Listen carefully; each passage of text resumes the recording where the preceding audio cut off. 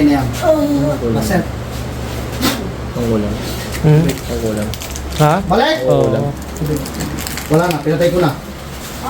Oo. Ano nangyari sa iyo? Pantay na, oh. Wala na po. Hindi.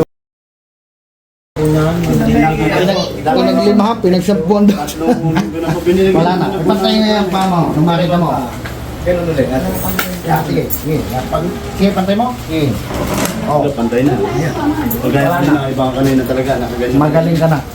Pag hindi mo pamatay niyan, hindi ka galing, ha? Inumig. Ano po yan? Bali, anim po sila mag-anak.